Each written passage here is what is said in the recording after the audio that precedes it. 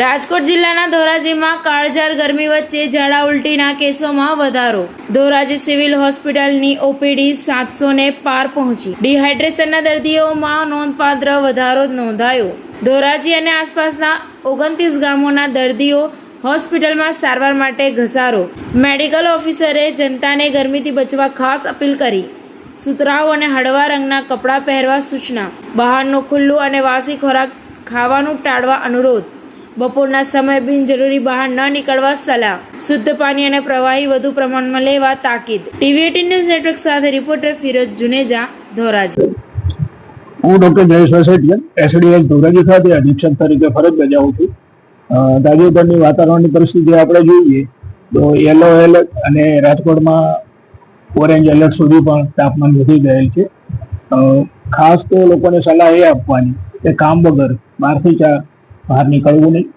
સુતરાઉ કપડાં પહેરવા જોઈએ અને પાણીનો લિક્વિડ પુષ્કળ પ્રમાણમાં ઉપયોગ કરવો જોઈએ. અને બહાર જે ખુલ્લામાં મળતા હોય ચાલુ લોકલ બનાવટ એવા ડ્રિંક્સ પીવાના જોઈએ. અને પાણીનો છાશ છે કોઈ પણ આયુર્વેદિક ઉપચાર કરવો જોઈએ. અને વધારે હિટસ્ટ્રોક જેવું લાગે, ઘણી વાર દર્દી બેભાન જેવા થતા હોય તો આપણી હોસ્પિટલ ખાતે ફિઝિશિયનમાં ઉપલબ્ધ છે. ORS મેઇન જે જીવન જળ છે, ORS આપણી પાસે પૂરતા પ્રમાણમાં હોસ્પિટલનો સંપર્ક કરે તો આ અંગેની તમામ વ્યવસ્થા હોસ્પિટલ ખાતે ઉપલબ્ધ છે.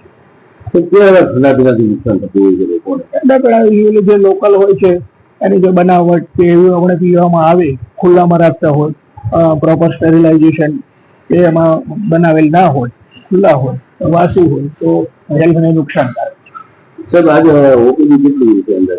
ઓપીડી અમારી જોવા જોઈએ તો ઇન્ડોર પેશન્ટ પણ વધ્યા છે. અને ઓપીડી અમારી એવરેજ મહિનાની જોઈએ તો તમે જુઓ તો 25,000 તો થતી હોય છે. એવરેજ 600-700 ઓપીડી હોય છે. શું કશું થાય ગરમી જે આકરી પડી છે, લોકોનો સંદેશ શું આપશે? સંદેશને આપણે કહ્યું એમ કે બિનજરૂરી બપોરના સમયે 1 થી 5 બહાર ન નીકળવું જોઈએ. સુતરાઉ કપડાં પહેરવા જોઈએ. બહાર નીકળવું ત્યારે પ્રોટેક્ટિવ સનગ્લાસીસ છે કે ઇવન કાળા ગોગલ્સ પહેરવા જોઈએ, કેપ પહેરવી જોઈએ. અને બીજું કે લિક્વિડ પૂરતા પ્રમાણમાં લેવું.